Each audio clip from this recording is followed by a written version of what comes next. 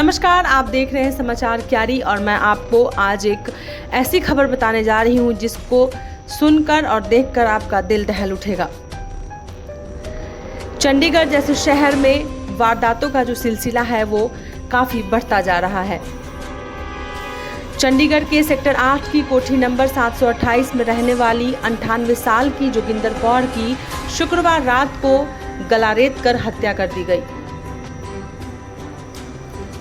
Police सूत्रों की माने तो पुलिस देर रात तक कोठी में रहने वाले नौकर नौकरानी और बहू से पूछताछ करती रही। पूछताछ में नौकरानी भावना ने बताया कि वह रोजाना की तरह शाम को पार्क में सैर करने के लिए गई थी।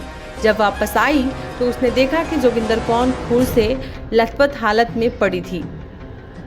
वहीं पुलिस ने मामले में यूके में रह रहे बेटे और ऑस्ट्रेलिया में रह रही बेटी को सूचना दी है। बुजुर्ग के दोनों बच्चे चंडीगढ़ से बाहर रहते हैं, जिसके बाद शव का पोस्टमार्टम कराया जाएगा।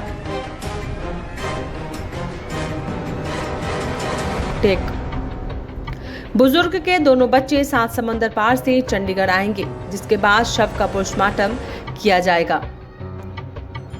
आपको बताते चलें कि बुजुर्ग कोठी में अकेली रहती थी।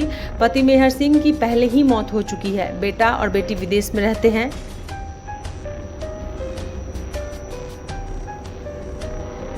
वहीं उसने पति की पहली पत्नी से भी एक बेटा था, जिसकी मौत हो चुकी है।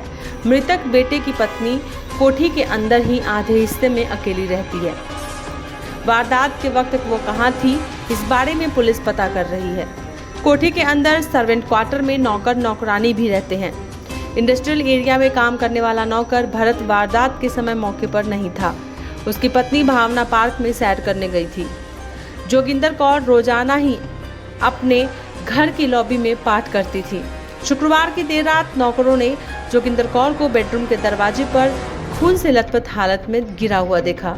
ऐसा लग रहा था कि उन्हें लॉबी से घसीटकर बेडरूम तक ले जाने की कोशिश की गई हो।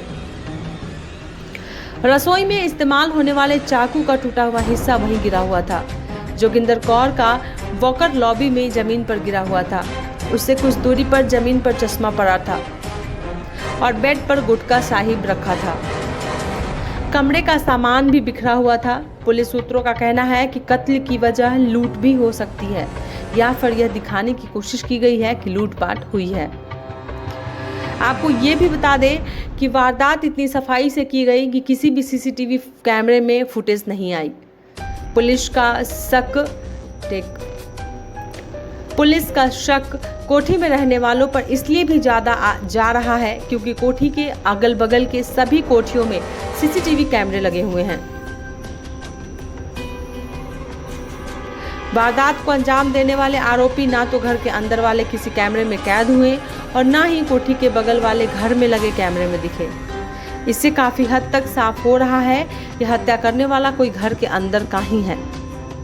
इस मामले में कोई बाहर से हत्या करने वाला नहीं है, क्योंकि जितनी सफाई से हत्या की गई है वह घर के अंदर रहने वाला ही कर सकता है। हालांकि मामले की जांच की जा रही है। बहुत जल्द ही आरोपियों को गिरफ्तार कर लिया जाएगा।